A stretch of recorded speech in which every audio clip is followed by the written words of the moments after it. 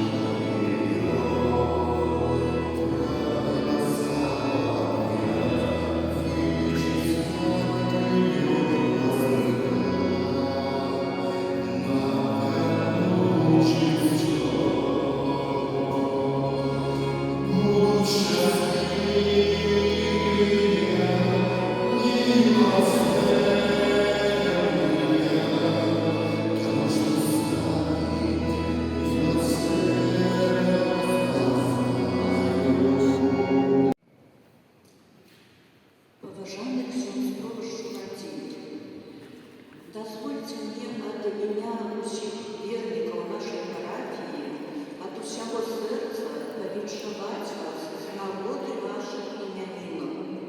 Гэтая віншавальная паштоўка пісалася 15 ліпеня, а ўручу я яе вам сёння.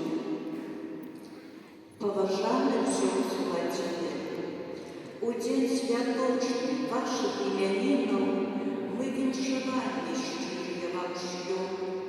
Жадаем, как Бог моцно не покинул, Мария Дева окинула вас плащом своей опеки, ласки материнской, как Дух Святый дары вам щедро нес, как хвалевание и негоду все отрынул от вас всемогутный наш Христос, как ладилось все на славу Бога, здоровья, счастья, миру и светла, как праведная ваша дорога до неба, до избавления нас вела, с великой пошаной и щирой молитвой ваши вдячные парафияне.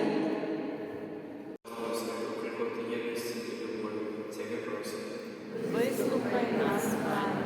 Молимся за нашу Отчину, яка заступиться святых нашей земли и над малым Божьим допомогу и благословением. Тебе просим. Выслухай нас, Пане. Молимся за нехристианские народы, как я мы познали коштовности, якие объявил свету Иисус Христос. Тебе просим. Выслухай нас, Пане. Молимся за христианские семьи, как в своей верности мощь Духа черпали с субботного удела Бога Христы. Тебе просим. Выслухай нас, Пане. Молимся за людей, які знаходяться на відпочинку, як яни